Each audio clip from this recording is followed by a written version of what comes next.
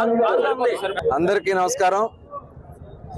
ఈరోజు ఈ రాష్ట్రంలో అరాచక ప్రభుత్వాన్ని, ఒక అసమర్థ ప్రభుత్వాన్ని, ఈ రాష్ట్రాన్ని సర్వనాశనం చేసినటువంటి ప్రభుత్వాన్ని గద్దె దింపడమే కాదు, ఈ రాష్ట్రం నుంచి తరిమి కొట్టాలనే లక్ష్యంతో జనసేన, తెలుగుదేశం పార్టీ సంయుక్తంగా కార్యాచరణ తయారు చేసుకుంటూ ముందుకు వస్తున్న భాగంగా ఈరోజు పొత్తు విషయాన్ని కూడా ఎన్నికలకి 50 రోజుల ముందు చంద్రబాబు నాయుడు గారు, పవన్ కళ్యాణ్ గారు కలిసి 175 నియోజకవర్గాలకు గాను తెలుగుదేశం పార్టీ 94 నియోజకవర్గాలు, జనసేన 5 నియోజకవర్గాలు ఈరోజు అభ్యర్థుల్ని ప్రకటించడం చాలా శుభపరిణామం.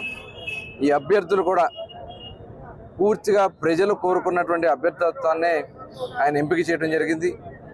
అందరినీ అనేక సర్వేలు చేయటం కానీ, వాళ్ళందరితో కూడా విశ్లేషించడం కానీ, ప్రజాభిప్రాయం తీసుకోవడం కానీ, ఇవన్నీ కూడా తీసుకున్న తర్వాత మరి ఫస్ట్ లిస్ట్ కింద ఈరోజు 99 అభ్యర్థుల్ని అందించినందుకు చంద్రబాబు నాయుడు గారిని, పవన్ కళ్యాణ్ గారు కూడా మనస్ఫూర్తిగా ధన్యవాదాలు తెలియజేస్తున్నాం.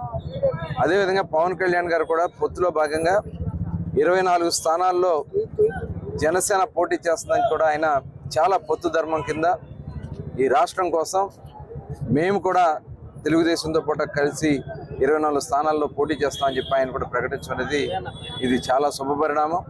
ఈ పొత్తు అనేది ప్రజలు కోరుకున్నటువంటి పొత్తు. ప్రజలే ఈ పొత్తు కావాలి, ఈ రాష్ట్రం నుంచి అరాచక ప్రభుత్వం పోవాలి అని ప్రజలు కోరుకున్నారు.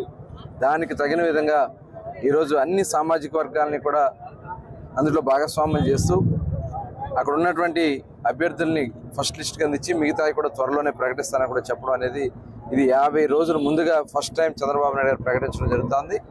ఖచ్చితంగా ఏదైతే నమ్మకాన్ని ఆయన పెట్టుకున్నారో మరి అలా విధంగా నన్ను మచిలీపట్నం నియోజకవర్గం నుంచి మరి పోటీ చేసే అవకాశం కల్పించిన ప్రజల పక్షాన అవకాశం కల్పించినందుకు చంద్రబాబు నాయుడు గారికి, నారా లోకేష్ గారికి, అదేవిధంగా సహకరించినటువంటి పవన్ కళ్యాణ్ గారికి కూడా ప్రత్యేకంగా హృదయపూర్వక ధన్యవాదాలు తెలియజేస్తా ఉన్నాం.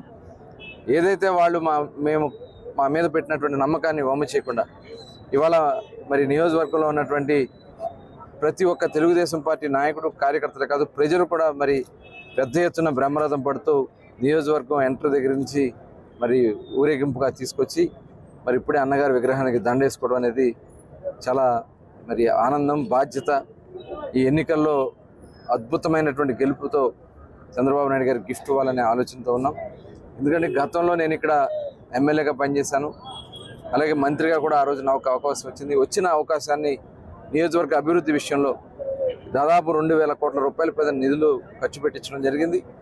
దానికి సజీవ సాక్ష్యాలే ఈరోజు ఏ రోడ్డు చూసుకున్నా, లేదు ఏ G+3 హౌసెస్ నిర్మాణం చూసినా, రిజర్వాయర్ల నిర్మాణం దాదాపు 8 రిజర్వాయర్లు నిర్మాణం చేసి చూపించిన, సెంటర్ డివైడర్లు ఏర్పాటు చేసిన, మంగినపూడి బీచ్ డెవలప్ చేసిన, డ్రైనేజీల కోసం 100 కోట్లు తీసుకొచ్చిన, ఆ రోజున మచిలీపట్నం పోర్ట్ కోసం మరి భూముల సేకరణ కోసం చంద్రబాబు నాయుడు గారితో మాట్లాడి 25 లక్షల నుంచి 40 లక్షల రూపాయలు కూడా రైతాంగానికి ఇప్పించి భూముల సేకరణ చేయించడం ఇవాళ అవన్నీ కూడా సజీవ సాక్ష్యాలుగా కనబడుతూ ఉన్నాయి.